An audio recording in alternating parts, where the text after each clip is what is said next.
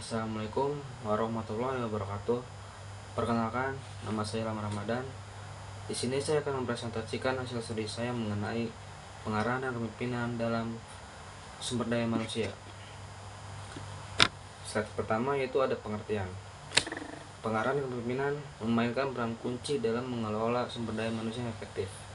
Memahami definisi, karakteristik pemimpin yang efektif, dan teknik-teknik pengarahan yang tepat adalah kunci untuk mengembangkan dan memotivasi karyawan serta mengatasi tantangan kepemimpinan.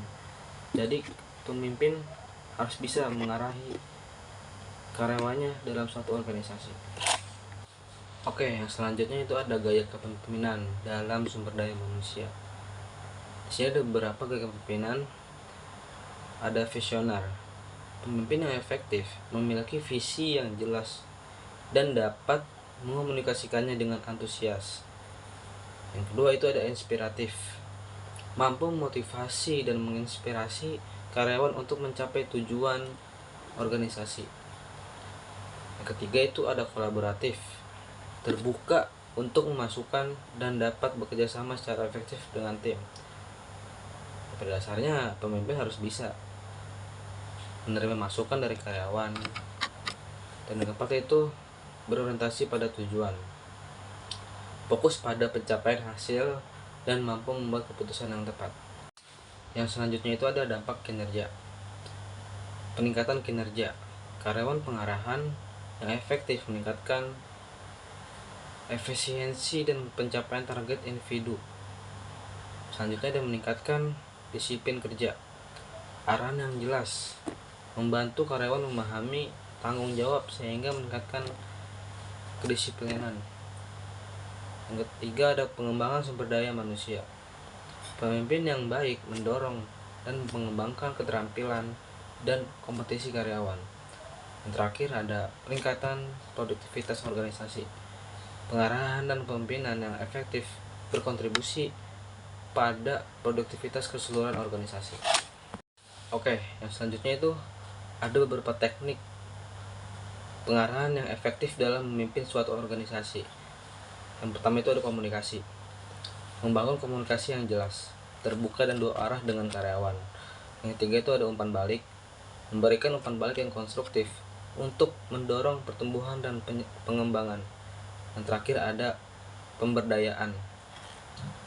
Mendelegasikan tugas dan wewenang untuk meningkatkan keterlibatan dan tanggung jawab terhadap karyawan. Oke, next, komunikasi yang efektif dalam memimpin.